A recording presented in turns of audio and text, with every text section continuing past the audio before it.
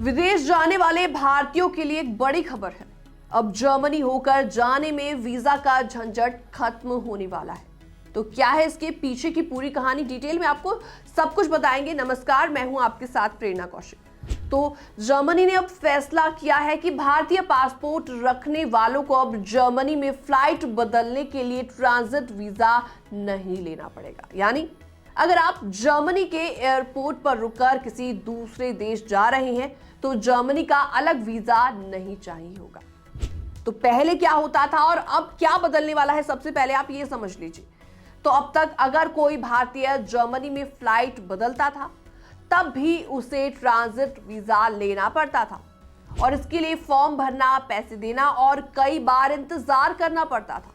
कई लोगों की फ्लाइट्स इसी वजह से फंस भी जाती थी। लेकिन अब नए फैसले के बाद अगर आप जर्मनी में सिर्फ रुककर आगे की फ्लाइट पकड़ते रहे हैं और बाहर नहीं जा रहे तो कोई वीजा आपको नहीं लेना पड़ेगा। तो इससे लोगों को क्या फायदा होगा? तो सबसे पहले आपको ये बताते हैं, इससे बड़ा फायदा ये होगा कि लोगों का समय बचेगा और पैसा भी उनका बचेगा। जो लोग जर्मनी होकर अमेरिका, कनाडा या यूरोप के दूसरे देश में जाते हैं उनके लिए सफर अब काफी ज्यादा आसान हो जाएगा। तो वीजा की टेंशन उनके लिए खत्म हो जाएगी। और ये फैसला कैसे लिया गया आप ये भी समझ लीजिए। तो ये फैसला जर्मनी के चांसलर फ्रेडरिक मर्ज की भारत यात्रा के बाद लिया गया। भारत के विदेश सचिव विक्रम मिस्री ने बताया कि भारत और जर्मनी इस बात पर सहमत हो गए हैं कि भारतीयों को जर्मनी से होकर जाने पर ट्रांजिट वीजा नहीं लेना पड़ेगा।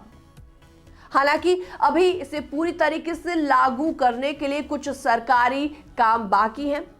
आपको बता दें इस पर पीएम मोदी ने क्या कहा है। तो प्रधानमंत्री नरेंद्र मोदी ने इस फैसले के लिए जर्मनी को धन्यवाद किया है, उनको थैंक यू बोला है। उन्होंने कहा है कि इससे दोनों देशों के लोगों के बीच रिश्ता और भी ज्यादा मजबूत होगा।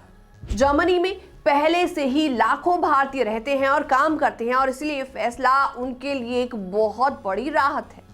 तो अब जर्मनी होकर विदेश जाना भारतीयों के लिए आसान होने वाला है।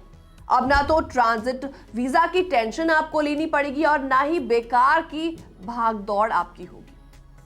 फिलहाल इस पूरी खबर को देखने के बाद आपका क्या रिएक्शन है, कमेंट सेक्शन में आप अपनी राय रख सकते हैं। बाकी तमाम अपडेट्स के लिए आप बने रहिए नवभारत टाइम्स के साथ।